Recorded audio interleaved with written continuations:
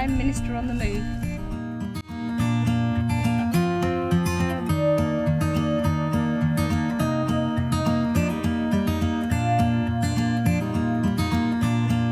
Hi, my name's Beth, and I am Minister on the Move. I started Minister on the Move when I felt God laid it on my heart that I should do something for other people who also live in their vans. I'm training to be a minister at Bristol Baptist College, and usually what happens when you train to be a minister is you get a church placement and housing along with it. So I decided I was going to sell the house I was living in and I was going to move into my van, and that would ease the transition between houses. And so I did that, and in July 21 I moved into my house, into this van, so yes, into my home, and started living in it, thinking it would just be for a transitionary period.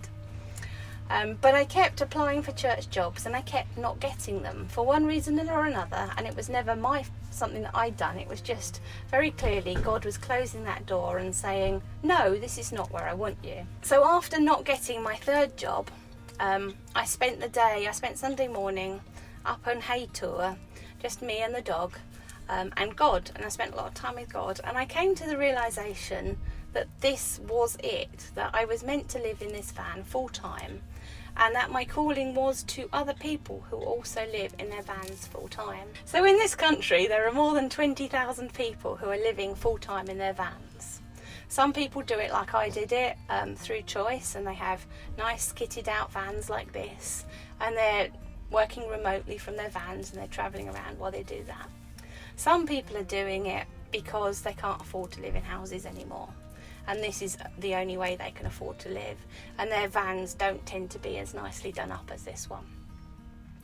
But one thing all these people share in common is the loneliness that comes from living on your own, on the road, constantly moving from one place to another, and never being able to build relationships or build a community.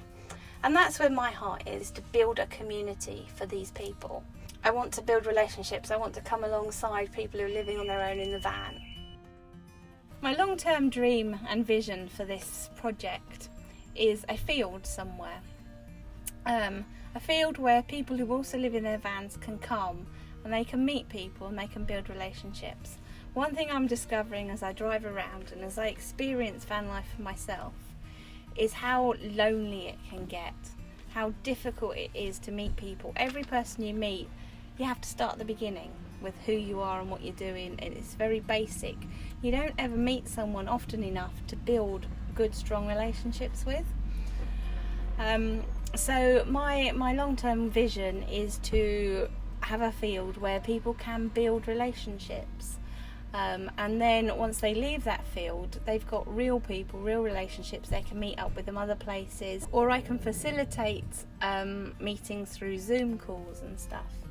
The other advantage of having a field would be somewhere for people to come and do maintenance, because when you live on the side of the road, it's really difficult to do maintenance in your van. In order for me to be fully authentic and to fully understand what it is that people who live full-time in their vans are going through, I have to continue living full-time in my van.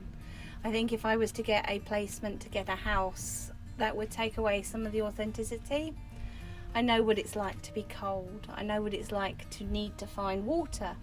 And it really makes you appreciate how good we have it in this country. I have got heating, but I can only use my heating if I'm hooked up on a campsite. If I'm parked on the side of the road, I can't use my heating. And obviously on a day like today, that's not a problem. But during the winter, it can be cold. So you learn how to not be cold. You learn to go and sit in a pub in the evening, to go and find a swimming pool and go for a swim in the evening. You learn where the showers are. You learn where you can fill up with water. And I don't think unless you actually live this life that you fully understand the challenges that people who are living this life go through.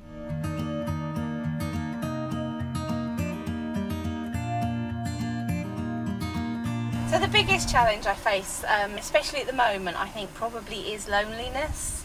There are other challenges, finding somewhere to park, finding somewhere cool when the weather's really hot, finding somewhere warm when the weather's really cold. So there are always challenges, but the good parts really, to be honest, outweigh the challenges. There's some of the other things that I've kind of got used to, and for me are now no longer challenges but are different for people who live in their vans. It's the lack of a postal address, for example. I use my brother's postal address, so things like my driving licence, my car insurance is all registered there. But if you don't have a friend or a family member who are happy to let you use their postal address, then that can be a challenge. Other challenges for a lot of people, and a consideration for me, is finances. Yes, this is a much cheaper way of life. I don't have a mortgage, I don't have to pay council tax, I don't have to pay stupidly high gas and electric bill, but I do still have to pay bills. And I probably spend a lot more on fuel than most people do because I drive everywhere. So there are challenges, financial challenges, and you do need to keep an eye on what you spend. One of the amazing things about the life I live, and it's definitely one of the blessings, is that everywhere in the country is my back garden. So right now, this is my back garden. I can literally get out of bed, get out the van, and I can be on a beach like this. It's just amazing, and it's such a blessing. I'm so blessed to live my life this way. If you're interested in supporting me, then the biggest thing I need is prayer. I am looking for someone to do this life with. I'm looking for someone who understands it, someone who God has called to join me on this journey. The other thing I need prayer for, the other thing that's obviously really important to me, is that the people that I speak to, that I make a difference in their lives, that I bring them one step closer to a relationship with God.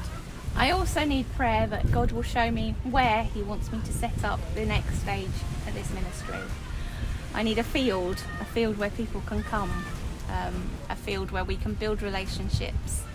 My vision for this field is that it'll be a place where people feel safe, where they don't have to worry for a few days about where they're going to park next, if someone's going to be knocking on the door.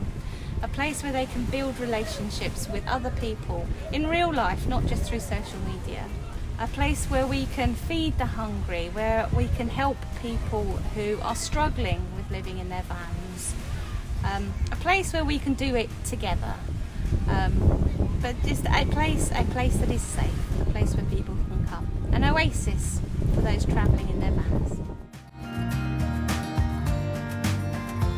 If you want to find out more about my journey, then my website is ministeronthemove.co.uk, and there you'll find links to all my social media and a link to my stewardship account for those of you who want to support me financially.